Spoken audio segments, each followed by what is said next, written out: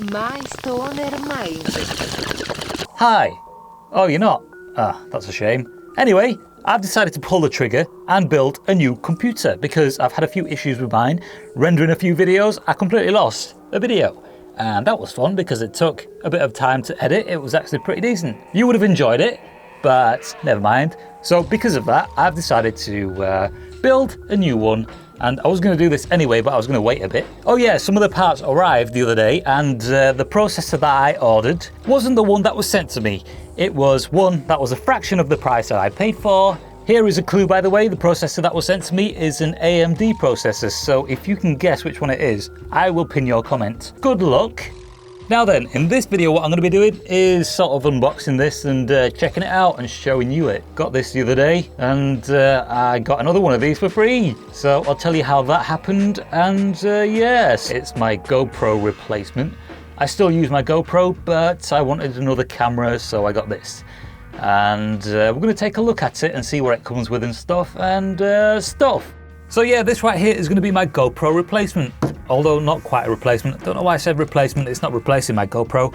This right here is my GoPro. It is a Hero 5 and it works perfectly fine. It doesn't come with as many parts as this does, but this costs about a third of the price of a GoPro and does most of the stuff. All I'm really going to be using this for is time lapses of the sky. In fact, here are some things that I've recorded with this one that they sent me first about a week ago.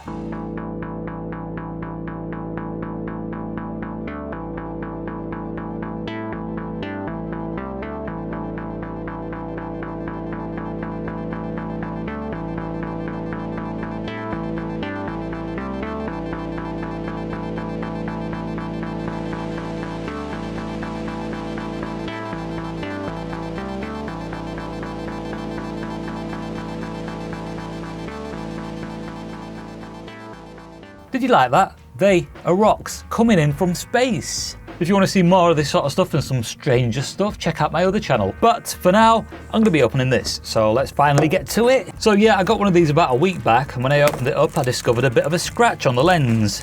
So I emailed the company and we had a bit of a back and forth. I sent them a few pictures and they sent me this one for free. And this time I'm opening it on camera, so if there's any issues with it, you will get to see it. And by the way, the scratch on the lens looks like this. I'm not 100% positive if it has an effect on the picture quality, but we'll get to see once I take this out, because I do notice a bit of a blur when that camera is pointed at a light source, such as the computer monitors or, you know, an actual light. So I'm going to see if this does it. I'm not too sure if it will or not, but we will find out.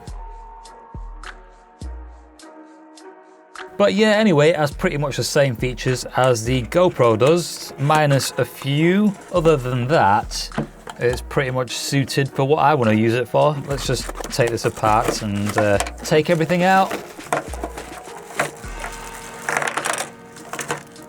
So this right here is all the stuff that it comes with, and it comes with more things than the GoPro does, which is pretty good.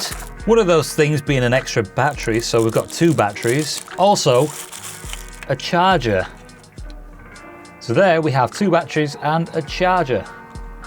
Also right here we have a spanner, which is quite handy because sometimes when you tighten these things they hurt your fingers. So rather than using your fingers, you can use these, but you're gonna have to use your fingers on the spanner because otherwise it's not gonna work. Also, we have this thing. So basically what this is a remote control. So you set up the camera where you want and then you can just press this to record and turn it off or whatever. So not use this, don't think I really need to, so that's going to go back into the box. And this right here is the waterproof case that the camera comes in. So I'm not really going to be using this, so I'll just take the camera out of this, and that's on kind of tight, so handy. And out comes the camera. Now we'll have a look and see if there's actually a scratch on this, and if there is, it's going to be on camera. So I did this with the other one and I had a closer look at the camera lens and there was a scratch on it, but this one I think seems to be fine. Let me shine a light on it. Looks okay to me. Okay, so this one's completely fine, which is great, and there seems to be some sort of a film on the back of this, which I've peeled off of the other one. Not too bad, does get fingerprints on it, but yeah, give it a quick wipe and it's not too bad. It does get scratches on it though. As you can see, it is a film because there's some sort of a distortion right there in the corner. So, and as you can see, that right there is what I'm talking about. And there we go, nice, shiny and scratch free again. So as you can see, there's a lot of accessories that come with this, and this here is a USB cable. Now, one of the downsides to this camera is it isn't waterproof, which is why it comes with this. One of the things that the GoPro came with was this. It was mounted inside this, inside its box. Now this doesn't allow access to the side of the GoPro here, which is essential if you want to power it with an external power source. And one of the frames that does allow you to access the side of the GoPro is this. So you put the GoPro in there, slide this down, and there you go, you've got access to it. So yeah, you got to get this separately. And that leads me on to this. See that on the side? Well, when you put this into there, you have access to the USB connection on the side, so you can power it with an external power source and not have to worry about anything, which is awesome. That was one of the things I was looking for before choosing one of these cameras. And the other thing that I like about this is this on the bottom here, so you can mount this to a tripod. And the GoPro doesn't have that, but this does. Also, something the GoPro doesn't come with is this. This allows you to mount the camera on a tripod or whatever at any angle. So, you know, with a GoPro, all you can do is really mount it forwards, backwards, left or right. There's no in between. Whereas this allows you to do that. But you could also obviously, you know, just get something like this. This turns, so, you know, you can point the camera at whatever angle you'd like. But the GoPro stuff doesn't come with anything like this, which is a bit of a shame and kind of annoying. So say, for example, you buy this. This doesn't come with anything that allows you to mount the camera at any angle. You can only do it front, left, back, or front, right. There's no in between, and that is what this allows you to do. As well as that other thing that was here somewhere. It was on the bottom of the camera still. So with this, what you can do is, let's say you're going to mount it somewhere, and this is the thing you're mounting it to. Now, if this was a GoPro, it'd only be pointing straight, left, right, or backwards. But with this, what you can do is turn it a little bit and then just tighten this a little. And you've got yourself an in-between angle. Now what I'll do is we'll see how much power the battery has, because it's not being charged or anything. And put that in there like this. And I'll show you what this looks like when it's turned on. So on. The interface isn't really that bad. It does the job. Also, this is 20 megapixels, whereas the GoPro I think is 12. Also, it's got the H.265 codec, which can help you save space. But if you're anything like me, you've probably got something like this and you're not really too bothered about saving space. So yeah, that is this camera. Also, what I'm going to unbox is this X-Show heavy duty suction cup camera mount.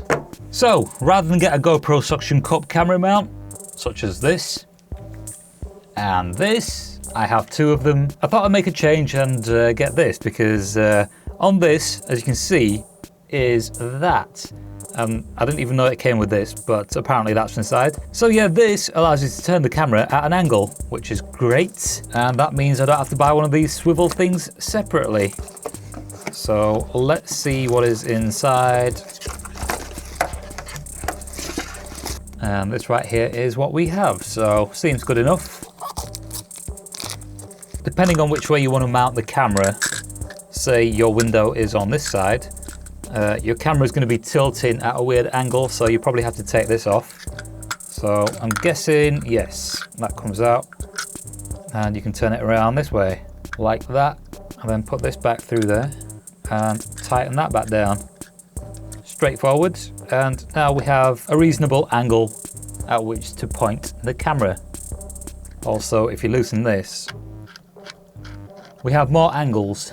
And now the benefit of using this is this camera doesn't require the frame, which is awesome. So I'll just put that on there like that.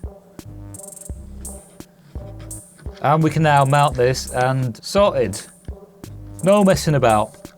So yeah, that was a nice quick little review, and not much else to it really. Just thought I'd put this video up because my other video is in the bin, recycle bin. Actually, it's emptied, so there is no video. No old video, and new videos will be coming soon. What I might do next is probably do something with my PC because I've got to prepare it for its new internals. Well, prepare the tower for its new motherboard, CPU, etc. So now if you wanted to check out more reviews of this camera on YouTube, then the name of it is Akaso V50 Pro. So yeah, as for now, that is all from me, and I shall see you in the next one.